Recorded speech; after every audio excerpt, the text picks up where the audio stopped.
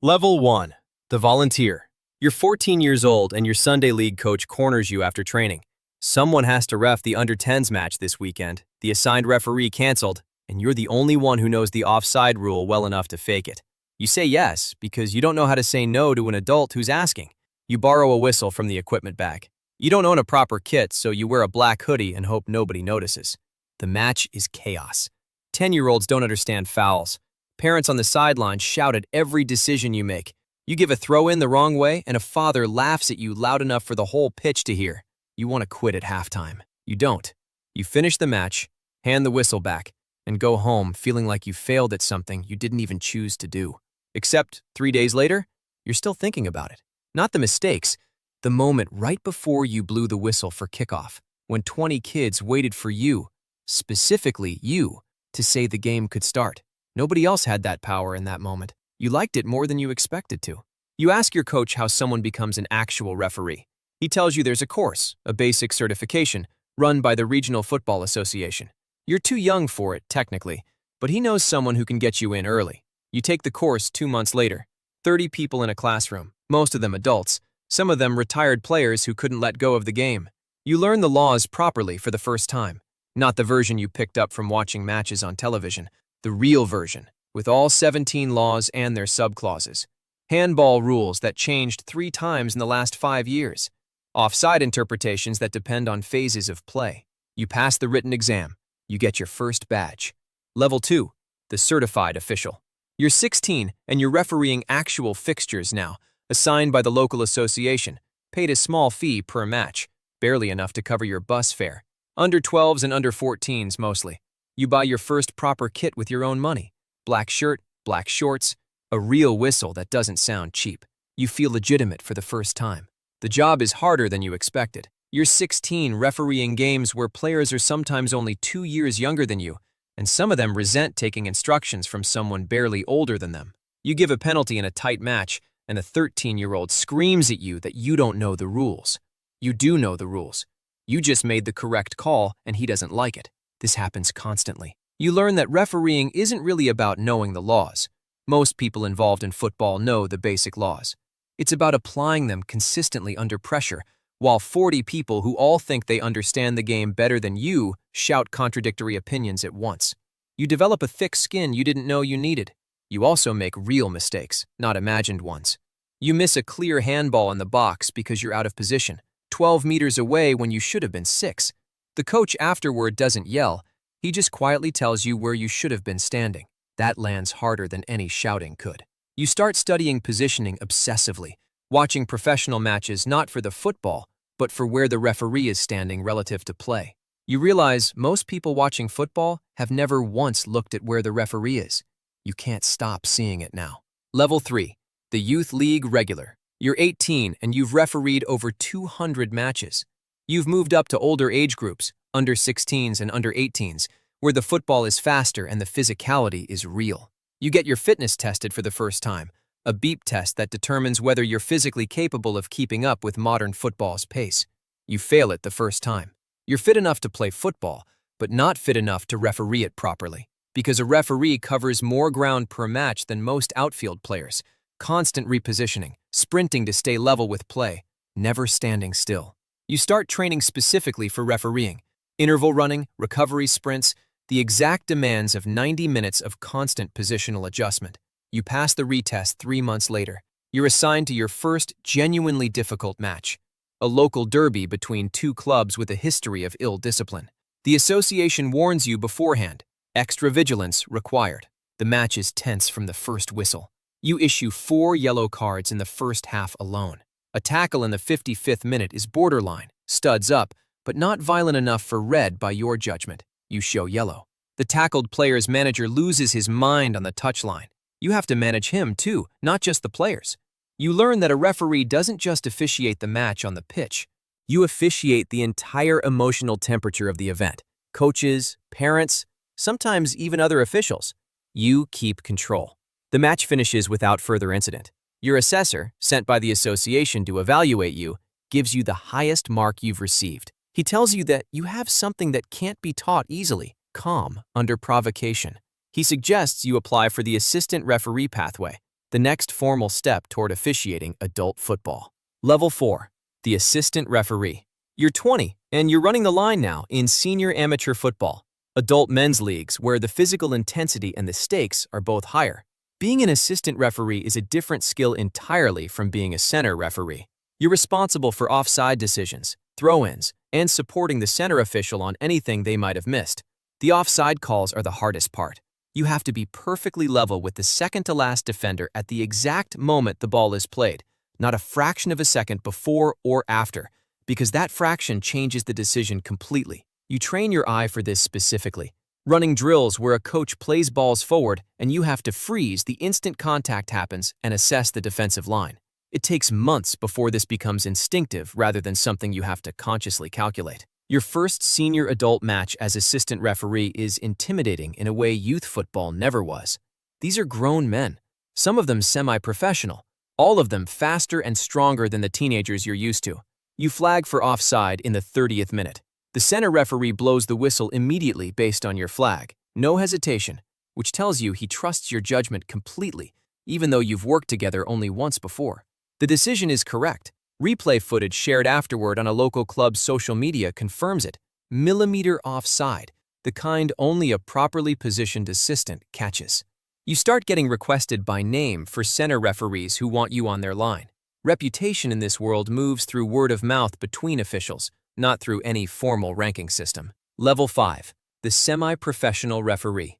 You're 23 and you've passed the fitness and performance benchmarks to officiate semi-professional football, the tier just below fully professional leagues. This is where refereeing stops being something you do alongside another job and starts requiring real commitment. You train 4 times a week now, combining running work with strength training, because the physical demands at this level are close to what professional players experience. You're also studying game footage constantly, not just of your own matches, but of top officials internationally, breaking down their positioning, their card management, the way they communicate with players using body language before a situation escalates into a card. You referee a match that turns ugly in the second half, a mass confrontation after a hard tackle, players from both teams surrounding you, shouting, pushing. You've trained for this moment without realizing it. Every de-escalation technique you've absorbed over years activates automatically. You separate the 2 most aggravated players first. You use short, clear sentences instead of long explanations because nobody in an adrenaline state processes complex language. You show the card decisively once you've established control, rather than during the chaos itself. The situation calms. Your assessor notes afterward that you managed a potential riot with composure most senior officials would envy. You're flagged internally by the association as a fast-track candidate for the Professional Referee Development Program. Level 6. The Professional League Referee. You're 26 and you've been accepted onto full-time professional status, officiating in the lower professional divisions with a pathway toward the top flight. This is now your job, your actual income, not a side activity. You train with a fitness coach assigned specifically to match officials. You undergo video analysis sessions after every match with a panel that reviews your key decisions frame by frame. The scrutiny is intense in a way nothing before prepared you for. A wrong penalty decision in professional football doesn't just anger one touchline. It gets replayed on broadcast television, analyzed by former players turned pundits, discussed for days afterward. You make a controversial decision in only your 3rd professional match. A penalty shout waved away that replays suggest could have gone either way. The losing manager calls you out by name in his post-match interview. You watch the clip that night alone in your apartment, replaying the incident from 6 different broadcast angles, trying to determine objectively whether you were right.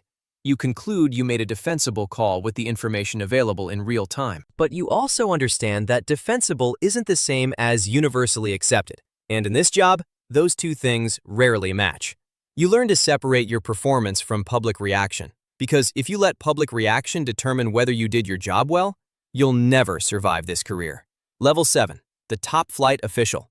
You're 30 and you've been promoted to the top professional division, the highest domestic level in the sport. You referee matches in stadiums holding 40,000 people. Decisions made in seconds, scrutinized for years. Every match is broadcast internationally. Every mistake becomes a highlight reel clip shared across the world within minutes. You develop relationships with players now, Not friendships exactly, but a professional familiarity built from officiating the same faces repeatedly across seasons. Certain captains know how you communicate and adjust their own behavior accordingly. Certain managers know your tendencies and try to work them, standing on the edge of their technical area shouting decisions they think you should make, hoping repetition might influence a 50-50 call later in the match. You've learned to filter this out almost completely. You referee a title-deciding match late in the season, the kind of fixture where every decision carries consequences beyond the 90 minutes. Financial consequences for clubs, emotional consequences for millions of supporters. You send off a defender in the 79th minute for a last-man challenge, a decision that effectively determines the outcome of the match and possibly the league title. The correct call, confirmed by every camera angle, doesn't make the abuse that follows any easier. You need security escorted to your car after the match. This is the profession you chose. Level 8, the VAR specialist and international official. You're 34 and you're now certified for the Video Assistant Referee System, trained specifically in the technology and protocols that allow officials to review decisions from a dedicated video operations room. This requires an entirely separate skill set from on-field officiating. Understanding camera angles, calibrating off sidelines using semi-automated technology, communicating clearly and quickly with the on-field referee through an earpiece during live play. You're also selected for international officiating duties, representing your country's refereeing body at continental competitions. The pressure at this level is categorically different. You're no longer just managing a domestic match. You're representing an entire refereeing system on an international stage where every decision reflects on your country's officiating standards. You work a continental semifinal as VAR official, reviewing a potential penalty in the final minute of a match tied at 1 goal each. You have 90 seconds to review the contact from 6 camera angles and communicate a clear recommendation to the referee on the pitch. You determine there was contact, but insufficient to constitute a foul, a marginal call in either direction. You recommend no intervention. The match ends in a draw. Post-match analysis from broadcasters across a dozen countries debates your decision for the following week. You've learned that at this level, being right and being universally agreed with are permanently separate outcomes, and you have to find peace in the former without expecting the latter. Level 9, the World Cup Final. You're 38 and you receive the call every referee dreams about, but almost none receive. Selection to officiate matches at the World Cup, the sport's largest global stage. You fly to the host country a month before the tournament for training camps with officials from every continent, harmonizing interpretation standards so that a foul called in one country's league is called consistently by every official at the tournament. You officiate group stage matches first, then a round of 16 fixture. Performances strong enough that the tournament's technical committee selects you for the final. The final. 2 nations. A global broadcast audience exceeding 1 billion people. A match that will be remembered and replayed for generations, regardless of what you do. You don't sleep properly the night before. You arrive at the stadium 4 hours early, running through positioning drills alone on the pitch while it's still empty, the way you did as a teenager training for a beep test you'd already passed 100 times. The match kicks off. 90 minutes pass with the kind of control that comes only from 24 years of accumulated experience. Every decision made instantly and correctly. Every confrontation diffused before it escalates. Every card shown at precisely the right moment to maintain order without disrupting the spectacle. Extra time. A penalty decision in the 118th minute that the entire world will analyze frame by frame for years. You review it yourself before making the call.